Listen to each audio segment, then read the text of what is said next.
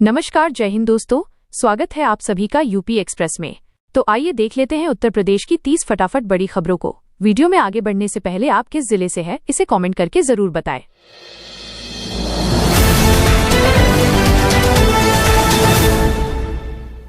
राम मंदिर flag hoisting.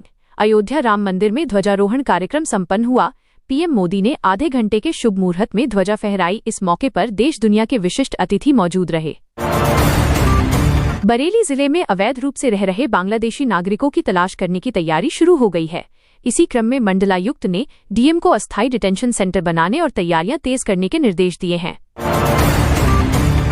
UP के जैनपुर में बीते तेजी बाजार थाने पर तैनात सब इंस्पेक्टर की लाश उनके कमरे में मिली थी। पोस्टमार्टम के बाद शव को परिजनों को दे दिया गया। अंतिम संस्कार के पूर्व एसपी और साथी पुलिसकर्मियों ने उनके पार्थिव शरीर को कंधा दिया। भीतर गांव में कुटिया रामपुर गांव में इंजीनियर दूल्हे के साथ शादी में जयमाल के बाद फेरों से पहले दुल्हन ने दूल्हे को पागल और बारातियों को नशे में होने का आरोप लगाकर शादी से इनकार कर दिया। उत्तर प्रदेश के पीडीडीयू नगर में बीते 18 नवंबर की रात दवा कारोबारी की गोली मारकर हत्या की गई थी। इसको लेकर राजनैतिक दलों और सामाजिक संगठनों ने अपनी नाराजगी भी जताई। पुलिस ने इस मामले में 3 आरोपियों को गिरफ्तार किया है।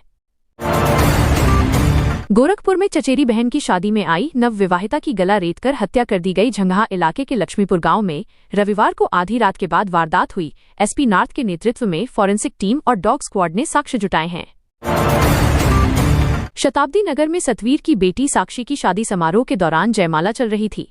तभी ढोल बजाने वाले 2 चोर कमरे में घुसे और नकदी जेवरात चोरी कर लिए। पुलिस ने दोनों आरोपियों को गिरफ्तार कर लिया है।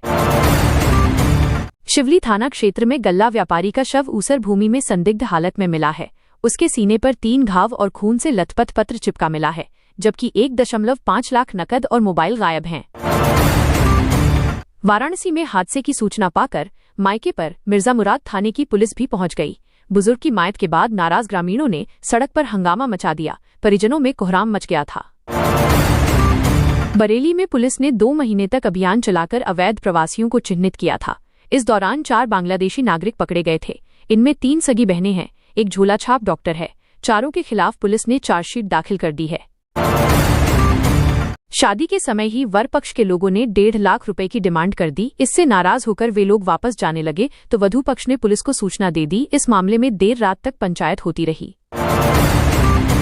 गोरखपुर के शाहपुर में हथौड़े से सिर कूचकर मां बेटी की हत्या का मामला सामने आया है। मौके पर पहुंची डॉग स्क्वाड की टीम का खोजी कुत्ता टोनी घटनास्थल से 100 मीटर दूर ई रिक्शा तक पहुंचा। इसके बाद वापस 60 मीटर दूर स्थित पेट्रोल पंप पर गया, फिर वापस लौट आया। कायमगंज क्षेत्र में घसिया चिलौली गांव में एक मजदूर परिवार के घर में गैस सिलेंडर में आग लगने से सारा सामान जलकर राख हो गया। इसमें 33,000 की नकदी भी जल गई। प्रधान ने पीड़ित परिवार को सरकारी मदद दिलाने का आश्वासन दिया है। वाराणसी ट्रैफिक। वाराणसी में जाम की समस्या से लोग आए दिन जूझ रहे हैं। इसमें बारात और परेशानी बढ़ा रहे हैं। घंटों घंटों वाहन सड़क पर रुक जा रहे हैं। प्रमुख चौराहों पर भी यातायात व्यवस्था बेकाबू हो जा रही है। वाराणसी के दालमंडी में ध्वस्तीकरण की कार्रवाई लगातार जारी है। यहां शांतिभंग करने के आरोपी सपा नेता को पुलिस ने हिरासत में ले लिया था। अदालत ने उसे 7 दिन की न्यायिक अभिरक्षा में भेज दिया है। ग्वालियर शिवपुरी बाईपास पर बनाए जा रहे त्रिस्तरीय हाईवे के काम ने अब तेजी पकड़ ली है। कार्य 60% पूर्ण हो चुका है। शेष कार्य जून 2026 तक होना है। इसके बाद न केवल आवागमन सुगम होगा, बल्कि जाम की समस्या से भी काफी हद तक निजात मिलेगी। बरेली में एक युवक से 9 लाख रुपए की ठगी कर ली गई। जालसाजों ने सेना में नौकरी लगवाने का झांसा देकर उसे जाल में फंसा, फिर उससे रकम ले ली। ठगी का एहसास होने पर पीड़ित ने आरोपियों के खिलाफ रिपोर्ट दर्ज कराई है। पीलीभीत में पूरनपुर की ब्लॉक प्रमुख की कार से स्कूटी की टक्कर लग गई, जिससे स्कूटी सवार श्रीकृष्ण की मौत हो गई। वह गांव रमपुरा फकीरे के पूर्व प्रधान के भाई थे। हादसे के बाद उनके परिजनों ने कार सवारों पर कार्रवाई की मांग को लेकर हंगामा किया।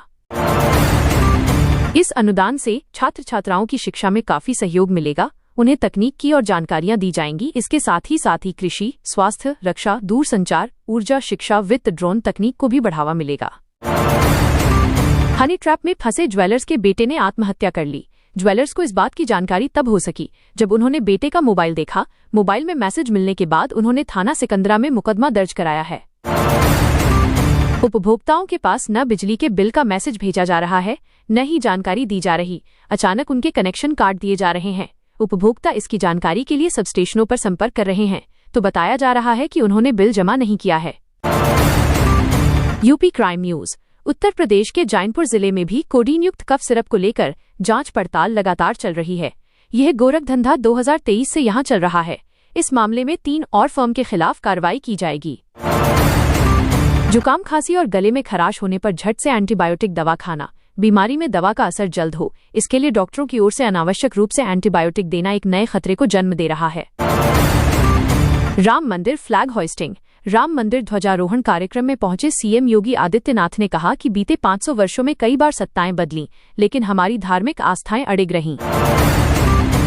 वाराणसी को छोड़ दिया जाए तो मंडल के अन्य 3 जिले भदोही, चंदौली और मिर्जापुर अब भी खेल सुविधाओं की कमी से जूझ रहे हैं। यहां सिंथेटिक ट्रैक समेत अन्य बुनियादी सुविधाओं का अभाव है।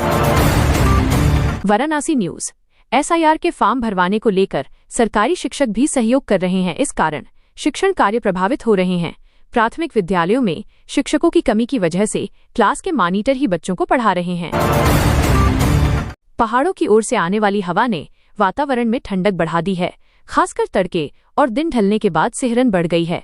अधिकतम तापमान 25 से 26 डिग्री और न्यूनतम पारा 12 से 13 डिग्री सेल्सियस रह सकता है। मुरादाबाद डीएम ने प्रदेश सरकार की योजना के तहत सामूहिक विवाह के लिए 4 और 5 जून की तिथियां तय की हैं। उन्होंने इसकी रिपोर्ट शासन को भेज दी है। जिला समाज कल्याण अधिकारी सामूहिक विवाह के लिए ग्रामीण क्षेत्रों में एक स्थल का चयन करेंगी। बिजली चोरी में पकड़े गए 41,271 उपभोक्ताओं ने 8 साल बाद भी जुर्माना जमा नहीं किया है। उन पर करीब 245.40 करोड़ रुपए बकाया है। विभाग ने अब इनको ओटीएस योजना के तहत नोटिस भेजे हैं।